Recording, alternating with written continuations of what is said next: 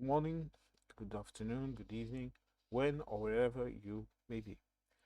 Folks, today, as you could see by the title of the video, we are going to be looking into a very important speech by Mrs. Ursula von der Leyen, and she will be talking on how the Middle East crisis is impacting Europe. This video is available free on YouTube on the European Commission official site. Okay, I think it's also in the European Parliament. It's available. You just have to Google it. To research on YouTube. I will, however, leave a direct link to the video in the description so that you can go directly and watch the video in however you want to watch it. Okay, and also I would advise to subscribing to the channel because it's an interesting channel. I am subscribed to the channel, and it's important for you to know, to be subscribed, sorry, if you want to have a more in-depth a view on what is happening in Europe, what is being decided, what is being done. If you are interested in such a thing, I think it's a very good source of information. Now, because it's an official source of information.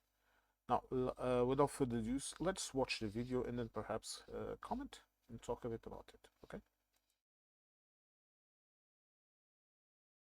Good morning. We had an orientation debate mostly on the economic impact of the crisis in the Middle East on the European Union. As we all know, since 44 days now, once again, the Middle East has been engulfed in war. And these past 6 weeks have reminded us that peace cannot be taken for granted. In recent days, it seemed as if a pause was emerging. A ceasefire has been announced. You all witnessed that. Allow me to say a word of gratitude to Pakistan for the important role they have played to get to this point. But we also know that negotiations have been stalled now, and we have to see how things go on. Any agreement will have to address the concerns raised by Iran's nuclear and ballistic missile program and its actions obstructing the navigation through the Strait of Hormuz. The ongoing closure of the Strait of Hormuz is greatly damaging, and the restoration of the freedom of navigation is of paramount importance for us. We're also worried that the continuous strike on Lebanon threatened to derail the entire process. We are mobilizing relief EU stocks to provide immediate aid to the Lebanese people, but no amount of aid can replace the safety of a permanent peace. A key lesson of the past weeks is that security is indivisible. You cannot have stability in the Middle East or the Gulf while Lebanon is in flames. So we call on all parties to respect the sovereignty of Lebanon and to implement a complete cessation of hostilities. And as we observe the current fragile ceasefire, and despite the uncertainty, I want us to draw together lessons. This is the main purpose why we had the orientation debate today. It was not the first one in this crisis, but of course now with a new and fresh look at the situation. Let's recap. Since the beginning of the conflict, 44 days ago, our bill for fossil fuel imports has increased by over 22 billion euros. 44 days, 22 billion euros, not a single molecule of energy in addition. And this shows the enormous impact this crisis has on our economy. Even if the hostilities ceased immediately and the disruption of energy supplies from the Gulf will persist for some time to come. Just interrupting to me, just to tell you this. Each and every politician in Europe is considering the United States and Israel responsible for this bill. You will find this will be very important in the future when other type of negotiations will have to be done, and when perhaps perhaps I better be blunt about it. I better be blunt about it and just say my opinion. Okay, you can agree with it or you cannot, but the United States and Israel are going to pay this bill one way or another. Just saying. And just remembering who holds the stock and who holds the supplies, and the path this is taking. It's not a good one. Let's continue to listen to the video. And therefore we discussed a series of measures that we will present to leaders at the next informal council that we have next week in Cyprus. We will have a communication the Wednesday before the European Council starts in Cyprus.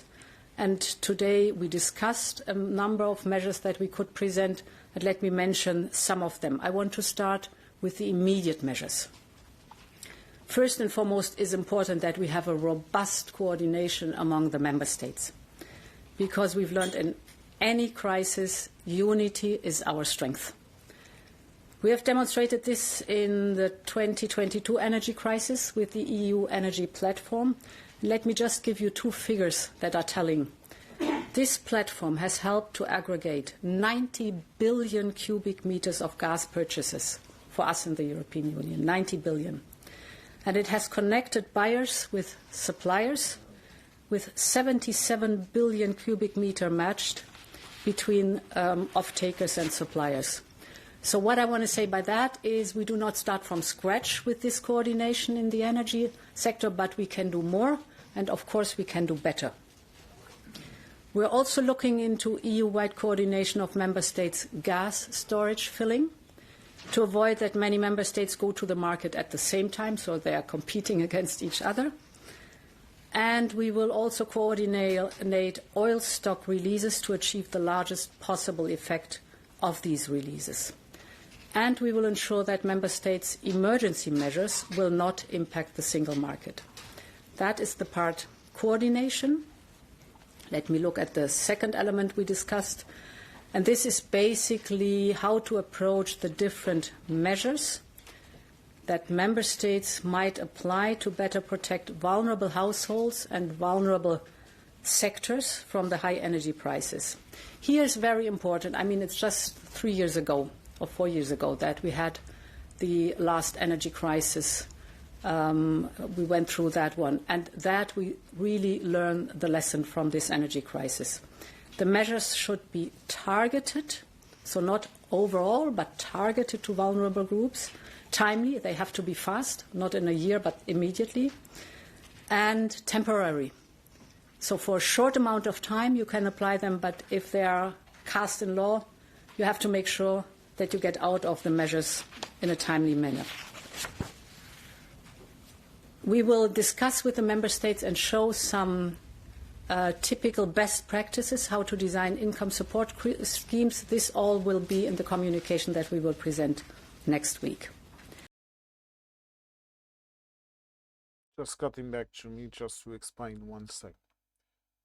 You have to understand that when an official representative of the EU, like in this case, Mrs. von der Leyen, when they come out and they tell you about what they are going to do or a mechanism or whatever, this has already been written, so to speak. Okay, this has already been talked with the member states, their representatives that are in Brussels, of course, and directly. There are direct lines between the different countries in the EU and the organisms in the EU, like the Commission, like the Parliament, and all of that. Okay, and as Mrs. von der Leyen said, this does not start from the scratch. This has been planned for a long time. And look, we all know we are going to have difficulties. I go to the gas pump every day. I know gas is getting more expensive, especially the diesel. I don't use piped gas. I use electricity and gas in a container. One of those things for the oven and all of that. Uh, but I do feel the pinch. Okay, thus far it's bearable, but it's not easy. So they are not talking here about proposing magical solutions, but they are explaining to us what they are going to do and how they are going to do it. And communication is one of the things that I think a lot of countries and blocks of countries need to understand that it's very important. If we live in a democratic state, in a democratic society, communication between everyone, it's very important. It's very important for the politicians to listen to the needs of the people and what is troubling them, and it's very important for the politicians to speak with people. We just saw in Hungary a politician that had the capability of the new prime minister, the young guy that finally got rid of Orban, Marius, I think, Magyar. I think it's Magyar. I don't recall, but I'm sorry, I don't want to butcher his name. Uh, one of the reasons why he won those elections was his capability of addressing directly people and talking with them and explaining to them what he was going to do. He didn't promise loans from the United States or any of that shit. He promised certain decisions that they are not easy, but they are reachable. Like, for example, speaking with the EU to unfreeze the funds and take care of the fines that Hungary has been getting because of the incompetence of Mr. Orban and the fact that he is working for Putin and for Trump. Okay, but he spoke with the people. He didn't golden the pill. And this is very important. And here you will see no one goldens the pill. I think this would be a cold shower for many American people because in your side of the Atlantic, politicians always golden things for you. And that is not a good thing to do. You need to tell the truth to the people. You need to say, for example, like she said, 22 billion euros in 44 days. That's more or less the same quantity in dollars. So you can see this, and I will repeat this again. This bill is going to be paid by the United States and Israel one way or another. One way or another. Now, let's watch the video.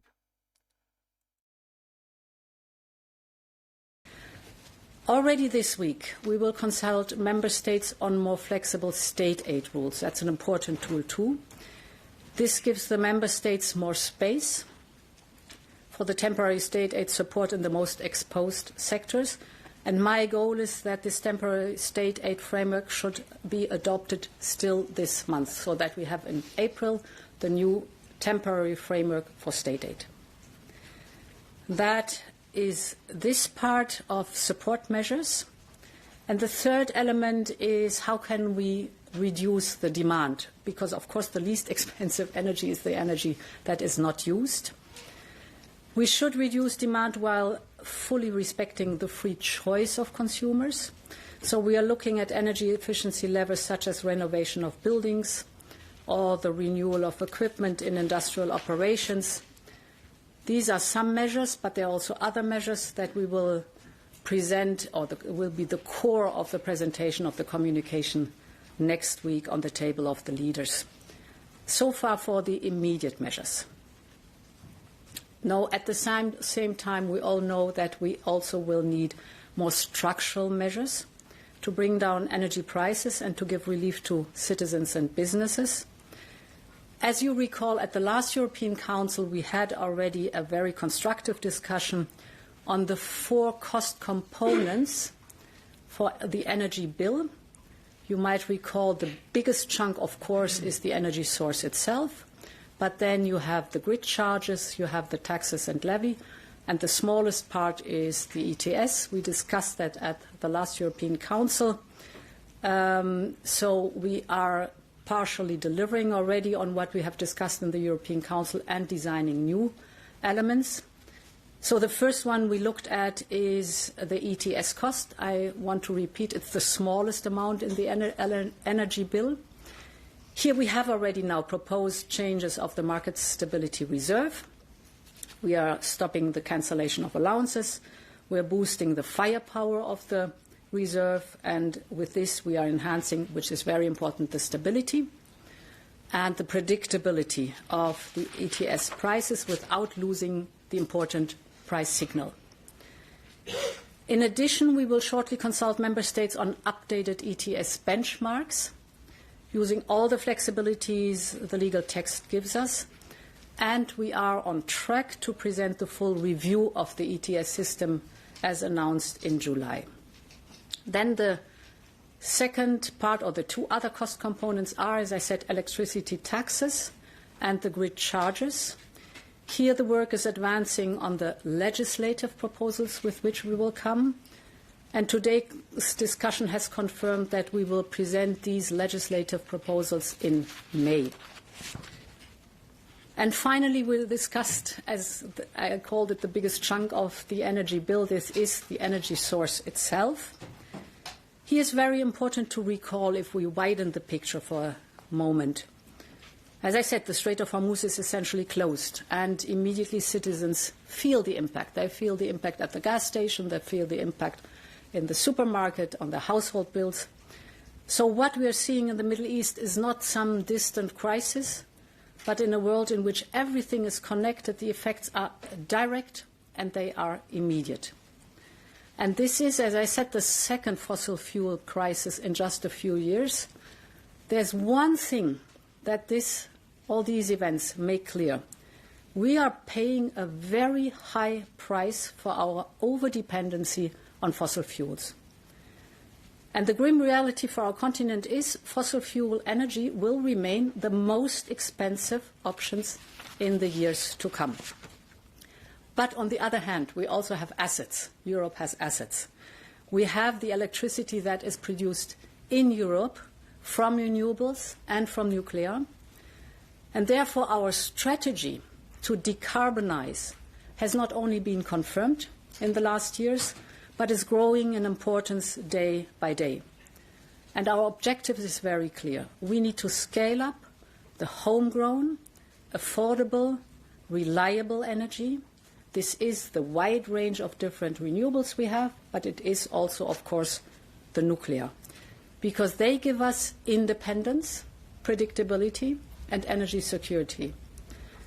And the only lasting way out of the fossil dependency is to modernize by shifting electricity generation to renewables and nuclear, and then, of course, by electrifying the economy as rapidly as possible. We have made progress in Europe what growing renewables and nuclear energy is concerned. Just a figure, they both now account for over 70% of our electricity generation, but of course we need to go much further. And these clean energy sources need better integration in the energy system. I think you're all aware of the fact that at the moment huge volumes of clean power remain unused or are even wasted. So what we need is storage, we need flexibility, we need to accelerate the grid connections. And to improve this overall situation, we have presented the grids package in December, as you might recall. The initial goal was to have it agreed with the co-legislators at the end of this year. I think this is too much time. The sense of urgency is too high. So I would really like to urge the co-legislator that we have approved this important package by the beginning of the summer. We also need to accelerate the electrification of our economy, of our industrial operations, of how we heat our homes, of our mobility. In other words, electrifying Europe means making Europe more independent. But at the moment, we're lagging behind with electrification, behind the United States, for example, behind China. So we will present our electrification strategy also before the summer. This will include an ambitious new target on electrification. Only what gets measured gets done. And to achieve this, we have to remove remaining regulatory obstacles, and we have to mobilize investment. This is my last point here. Investment. Regarding the public money, I will again encourage the member states to make better use of the EU funding we have, for example, the cohesion funds. The money is there. You can invest it in grids, in storage, in batteries. Please use that money now because we need this improvement of our energy system. But we also know that public money is not enough, so we also need much more private capital. And we will therefore convene an investment conference to mobilize private investment in these areas. So, as you see, there's a lot of work going on to confront the reality and the challenges we face. This was an excellent orientation debate. It will certainly not be the last orientation debate concerning this crisis, but it is a good ramp building up for the next week's communication in preparation of the European Council in Cyprus.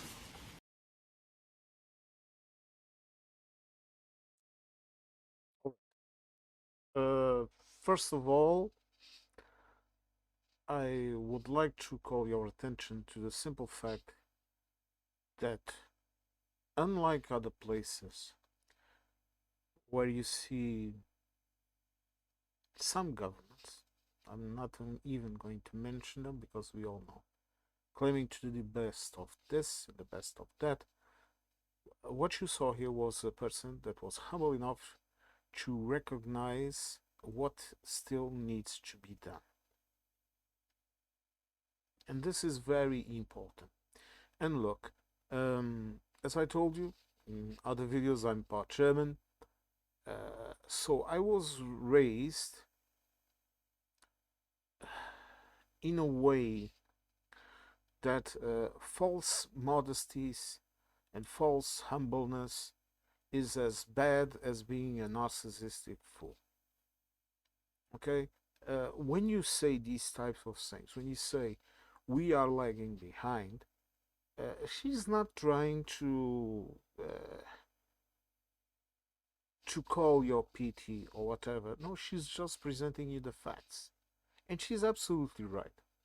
My country, for example, we are reaching around the 70% margin too.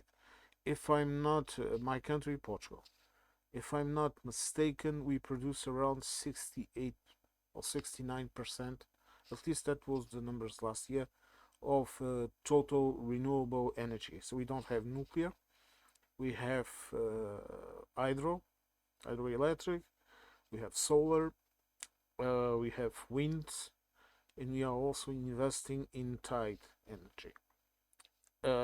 But we are investing in electric. We are building battery factories. We are building a lot of stuff. We are building.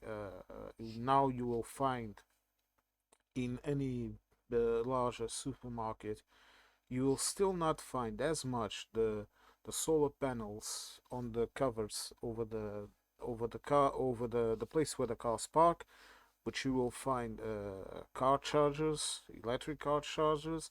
You will find all of that, so you can easily own an electric car here in Portugal, and you can recharge it in designated places, pretty much as if you have a gas car that you go to the gas station. Of course, it's not the same still, but it's getting there and it's evolving, and a lot of other things are getting turned, so to speak, electric, like public transportation and all of that.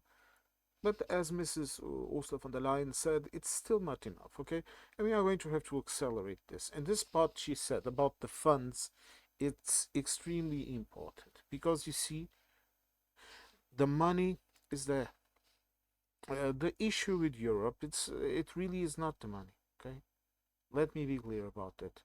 The money is there because we produce enough taxes uh, to have a high yield, and our currency is worth something.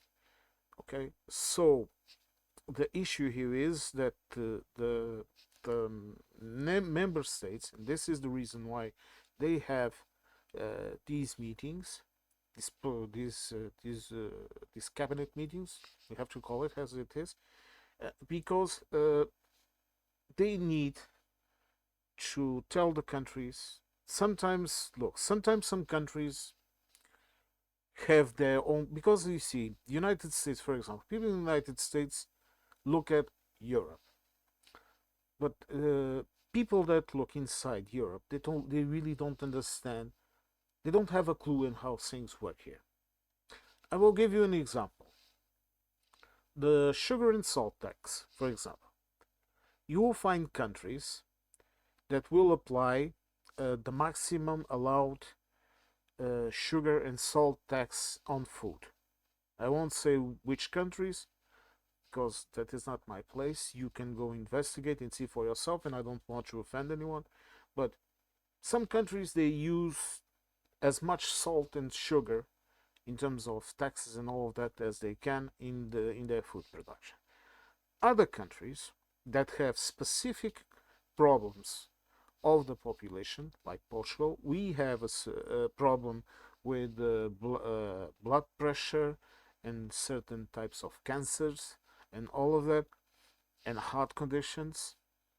Okay, a tendency to due to, I'm talking about things related with the things, with the way we eat. Okay, the products that we consume and all of that. That the government, for medical reasons, they chose to apply one of the most harshest sugar and salt tax. This is why, for example, a soda drink here will be much more expensive than across the border in Spain, comparatively, because you also have to understand the differences between income and purchasing power. Portugal, for example, has a lower purchasing power than Spain. Okay, but I'm talking about comparatively, the salary that you have, for example, the purchasing power and the price of the item. I'm talking about percentages, I'm not talking about absolute values. But sugar and salt and all of that salty things, like the Brits call them chips, French fries and all of that, it's much more harsh here. What does this mean? This means if you sell drinks or products that have a higher sugar or salt contents, your products will be much more expensive than other products that are less. This is why, for example, here the most popular brand of juices is one that is very old. That it's called Compal, and then you have another one like Sumol, and that they are the most popular because they are the ones that used less sugar. And this was already a tradition because we don't, when it comes to juices and all of that, the population here in general, we don't like things that are over sweetened. For example, if I'm drinking an orange juice, I like to taste the orange. Okay, I don't like to taste sugar. Uh, Everyone is different, of course, you understand, but I'm talking about generally. And also because we got used to this type of tastes. And then when it comes to taste with salt, it's also the same. You go to a restaurant and you will have a salt dispenser or something like that in your table, and you can put whatever salt you want. But usually the food is not that salty. It might be seasoned well, but salt is not an important part of it, because also culturally, and we this already happened, okay, but we still use too much salt. But we have always used spices and other things that are more common, for example, in Southeast Asia, because of the our entire interaction with India and with China and with Japan. For example, Japan, we even have a kind of radishes that are much more spicy, that our sailors brought from Japan and has been planted here for centuries. This is just an example. So we have a different way of eating. And if you go across the border here in Spain, you will find that also people have a different way of eating, and even though it's similar, but I would say Portuguese cuisine is more similar to Italian with a hint of French than Spanish itself. The Spanish cuisine is a bit different than ours, but we will find a lot of dishes and products quite similar. And this is normal, and this happens also with other countries in Europe. And you will go to France, and it will, for example, as I told you, I was a baker and a patisserie maker and a pizzaiolo and all of that. I did all of that for many years in my life, and when I was younger, until my late 20s. Okay, and I have told the story. I'm not going to tell it again. Okay, but for example, the croissants, they are very good. I know French croissants, the only croissants that I eat, that I like, and one every so often, they are heavily buttered. That it's a butter and flour pastry. Okay, basically, it's very good, but it's not very good for your health. This is an example, for example. And if you go across with Germany, you will have an entire different culture of food. So each country of Europe is different. And what the European Union does in these cases of regulations on food, and I'm going to get to the point, okay? Regulations of food, they do this. They put, for example, salt. They put a maximum contents of salt. And that allows countries to decide if they are going to do like Portugal, that has reasons that were discussed in the parliament to have a more harsher salt tax. So we apply the maximum that the market, so to speak, will allow us to do. And then you have other countries that have absolutely no problems, or tastes, I don't know, or medical advice, I really don't know. I don't want to talk about the reasons of other countries for having not such a harsh salt and sugar law, that can apply a more mild tax. And this, of course, does not mean that we don't get, for example, Italian pastries or some shit like that, or French pastries. You understand. This does not mean that this interaction does not exist. But countries themselves have the right to manage those types of things. This is not true, okay, because we are southern countries. And when it comes to energy, it's the same thing. The EU tells them, look, we have to electrify um, our networks, our grids, sorry.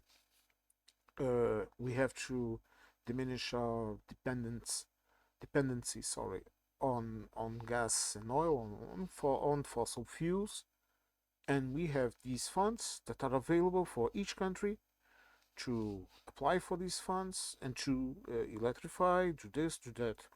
And some countries have done a lot. For example, you go to France and you see that law that the French government passed, making the protections in the parking lots of the supermarkets to have solar panels mandatory. That's an excellent measure, you know, and that is a measure that I would love to see applied, for example, here in Portugal. And you are seeing a couple of places that are already doing it. But the problem here is they are not forced to do it.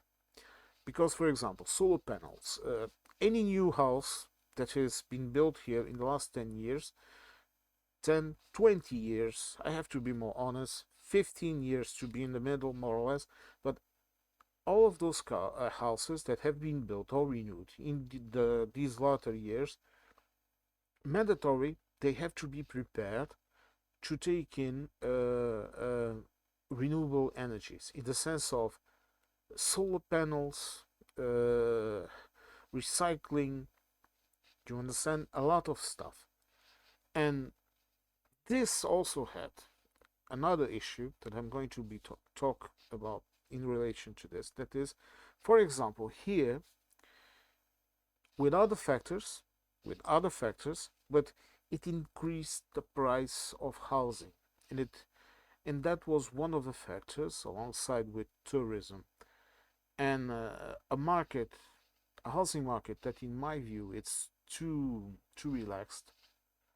I think the governments, the successive governments, not this government, just this government, okay, all governments, they should have been a bit more harsh with this, because this situation that is happening right now with the lack of enough housing, okay, it's not as serious as people paint it in the news, but it's serious enough to be important to discuss this, okay? And they have started these measures that they are starting now. They should have started before, like banning Airbnbs, banning certain types of tourist projects in cities and in tourist areas and all of that. They should have started to do this a long time ago. And it's the bloody same thing with energy. And now that we are having the second crisis, like Mrs. von der Leyen was telling, 2022, it's 2026, and we are having another, even if induced by a lunatic. But we are having this situation.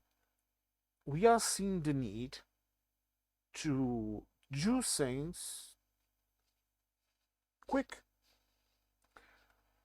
And I will say this because it's the truth. Europeans in general, when you push them to the wall, they work even faster. Sorry to say this, and this is true for almost anyone in Europe. Northern European, Southern European, it's the same shit. If you tell him, look, if you don't do this and quick, this is going to happen. We have to do this. Everyone will do it. So what I'm trying to tell you and any fellow European that is listening to me is that we have to believe in our governments, because they are forced to do it. If I make myself clear, and this is the reason why I made a video about this speech, and for you to listen also, because many people just left this is about 30 seconds in the national news. What is important for you to understand in this video is that all of this is just the EU Commission telling the member states, come and get your bloody funds and start building now. We will legislate until the summer, but before that you can already start to get the funds, start the projects, because around here projects are taken very seriously. Okay, it's not a money grab.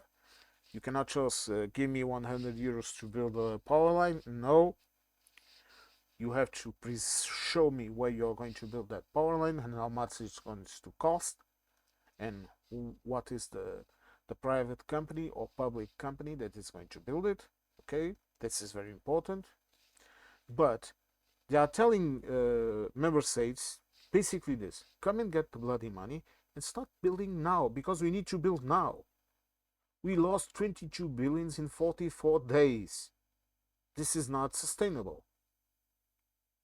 Okay, it's not, because you see, when the Americans say we have oil to sell, you are going to lose the money too. Norway has oil too. They are also being faced with the crisis. You want to know why? Because oil is a global commodity. It's a global item.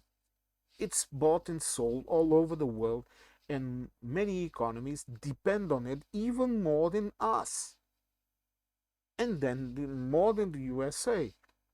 And when I hear that lunatics say they are coming to Mr. Trump, the lunatic, when they can come here to the United States and buy as much oil as they can, and we have a lot of oil to sell, the man is a lunatic. Because you Americans, your oil is going to continue to rise on the pump. It's going to continue to rise on the pump because it's a global product. It's like wheat, it's like grain, it's like soybeans, okay? It's like anything, because we are a global economy. We depend on each other. Some depend more than others, but we all depend on something. This is why when you cut off a state from a global economy shrinks. Look at the United Kingdom ever since Brexit. No? And look at the path that they are now taking to try to recuperate some of what they had. Look at Russia. The country is falling apart. Okay, if you follow news from inside the country, okay, in channels that you can find here on you can find a couple here on YouTube, and they show you what is happening inside of that country. My friends, the country is completely falling apart, and GDP means nothing. GDP means you have a lot of rich people in your country. You can have the top 10 billionaires in the world and still be a poor country. Do you remember Brazil now? It's a bit better. It still has its issues, but it's a bit better. Do you remember in the 80s when you would find the favelas, the bairros, where the shacks where the poor people lived? You would find those shacks, and then you would have a wall, and you would have the mansions of the wealthy, and you would have the amazing roadways near the beaches and people strolling by and all of that, in the calçada, people strolling by, and then you would find the most abject poverty just next to it. And the United States is turning exactly into one of those worlds. And you are not paying attention. And Europe has its issues. Yes, it has. Yes, it has. So does Burkina Faso, so does Nepal, so does China, so does America. But you have to look at things from a perspective of what your president is doing to the world. And I will repeat what I said in my video. The United States and Israel are going to pay this bill, one way or another. Believe me when I tell you that there are people that do not forget. They are pragmatic and logic enough to just let things flow, because you see, the biggest difference between Europe and the United States is that we have been here longer, and we know that sometimes you're down, sometimes you're up.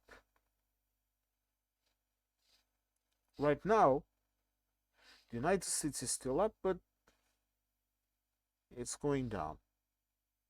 And when this happens, when it goes down, Americans are going to pay a very expensive bill. And I hope that you are all prepared for it. So, folks, thank you all for watching this video. Thank you for listening to my rants. Thank you to keep on returning, keep on watching my videos. I promise to try and make more. I'm already doing it, and I hope to catch you all in the next one. Okay? Now,